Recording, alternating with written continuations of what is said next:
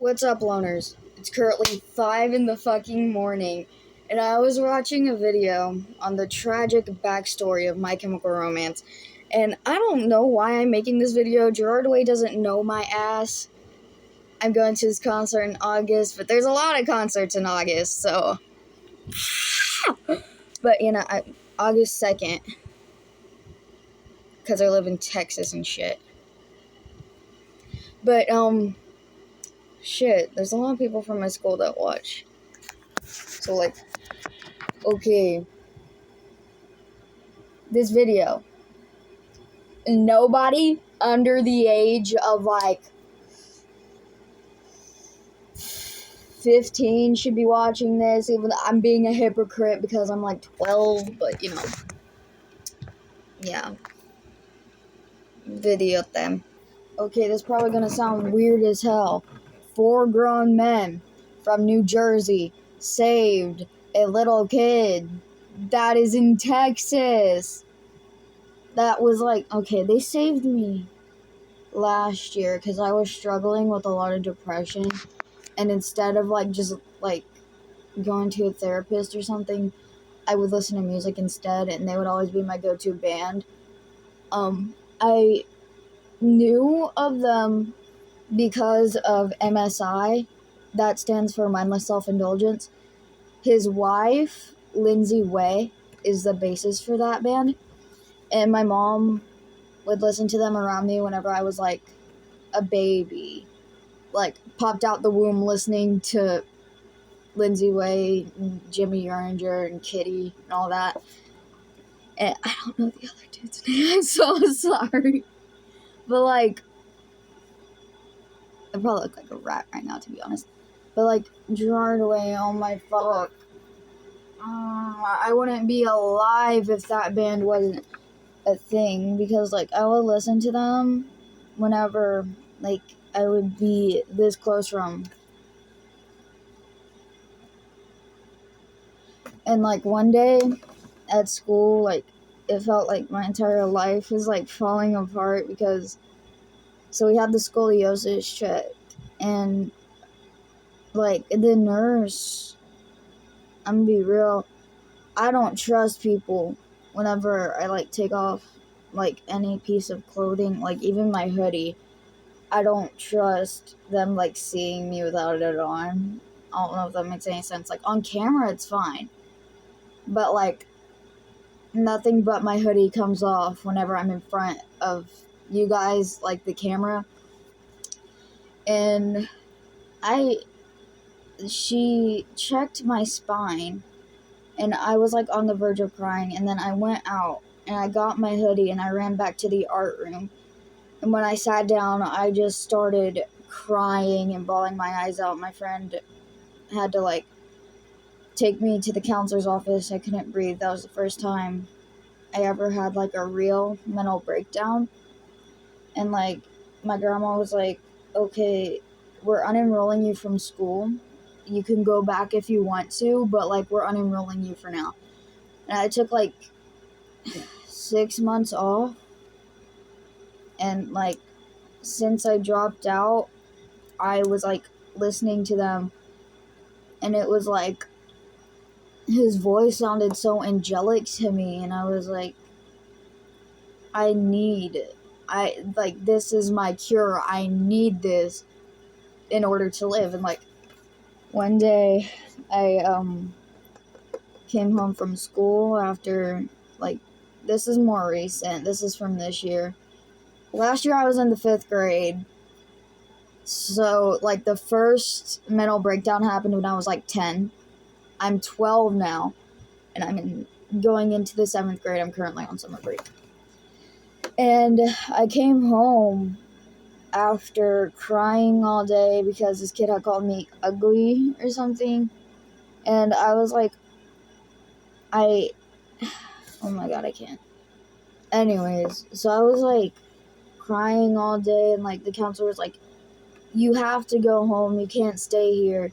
But I had already had Saturday school because I didn't go to school for a month because I had to get my appendix removed because it was the size of a football. So I wasn't allowed to go home, or at least I wasn't allowing myself to go home. And like, I did not get any better throughout that day. Like, I just kept crying and shit. And like, what made it worse is that my teacher, no name dropping, but like ELAR teacher, she knows who she is. Mm-hmm. She like yelled at me and my friend Abigail that day, and I don't think she was directing it towards me, but it's like I have a lot of like past trauma from like abuse and shit, and like I cry very easily now. I used to not cry like ever, but now it's like I'm very fragile, so you have to be careful with me. But usually I don't like to cry in front of people. But like I was crying all day because of that one kid that called me ugly, and then she was yelling at me and my friend like about how we drew or something. I don't remember, but it was like for a project. And like I got home and I actually have one of their CDs. So like I'm gonna grab that. Yeah, I have 2 CDs. This one doesn't have the album cover because it's like on my wall. There's like, I'm so sorry, but it's like up there. Yeah, right there. So it's, yeah, I have it. And so I came home. I was listening to Danger Days, as one does, and then I was thinking about it, and they were like, I was listening to the song Sing. It's their 4th song on this album, and I was just crying. Like I couldn't stop. I couldn't breathe. And then like when he said like sing it for the world, sing it for, and I was like, I stopped crying and I thought about what those words meant. And ever since then I've just been like making my own art. Like I was making my own art before this, and I was writing my own songs before this, but it never like it went in how deep it is to actually have like random people save you, and they don't even know you until like just now I realized that 4 grown men that don't even know that I exist, that they don't even like, they've never seen me, I've never met them before. Their music just hit something within me that made me stop and think about it. And sometimes I still cry and think about like, you know, what if the world was like better off without me and stuff, like, because like both my parents, they don't really pay attention to me. They don't care as much as they probably should, and that's just like that bothers a kid, like, and I know that. It took me a minute to realize, like, hey, that's not okay. Your family has abandoned you. You only have your grandmother, and your grandmother sometimes has to leave you home alone for a whole day so she can go provide for you because your parents don't want you and you don't have any siblings. And it's like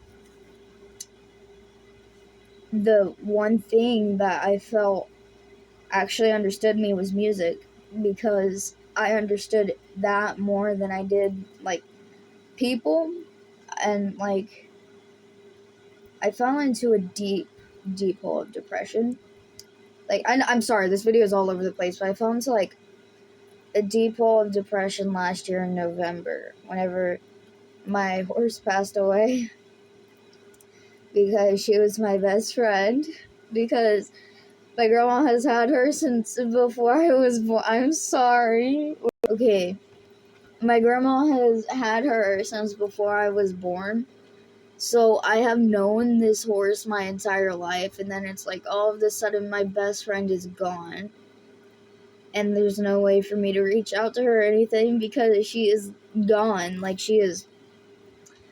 So I couldn't live by myself like that. So, like, my dad took me with his girlfriend that weekend because I was all sad. And I was, like, getting my Halloween costume because I was going to be Gerard away for Halloween because, like, that's my hero. And his girlfriend went ballistic on me and started telling me that I was manipulating her and I was doing all this and blah, blah, blah. And I was like, please, bitch, can you stop? You're, like, 37 and I'm, like, 10. Or, at this point, I was 11. Because, like, my birthday's in December. And so I listened to My Chemical Romance and, like, all my thoughts just went away. I felt, like, okay in the moment after that, but now I'm not allowed to see my dad. So it kind of feels like music is, like, my parents. Like, they replaced my parents. Like, all these bands have replaced my parents and, like, my entire family and the people around me. Because I consider most of my friends acquaintances because some of them act like they don't care about me, to be honest. And, like, in my eyes, I have, like, 5 friends, and I'm happy with that. I'm happy with only having 5 friends, but I hate my life whenever I don't have music. I need music. If I don't have music, winter's gonna die. Because, like, yeah. I feel like a lot of my audience kind of understands because, I don't know. I have posted about this before about how Taekwondo has saved me, but I don't do Taekwondo anymore because of my appendix. It burst. But, like, I feel like music has, like, taken the power of actual humans doing, like, the human job of socializing and, like, making you feel like you're not alone. And it has actually helped me a lot more than any parental figure I've had in my entire life, to be honest. And I, like, My Chemical Romance is like my lifeline. It's like, if I can't breathe, I'm not gonna take my inhaler. I don't know where they went, but I'm not gonna take my inhaler. I'm gonna listen to this. Alright?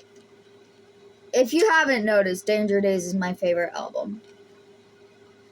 But, like, I'm gonna listen to My Chemical Romance instead of taking medicine. Because it feels like My Chemical Romance is better at being medicine than medicine is being medicine, if that makes sense. But, like, I can't stress enough how many times I have wanted to just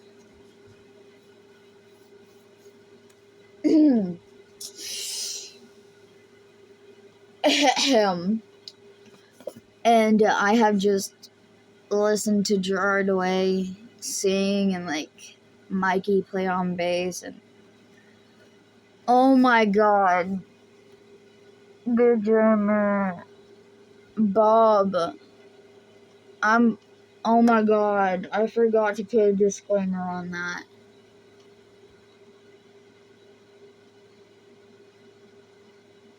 Bob, he was the drummer of My Chemical Romance until I think it was November of last year.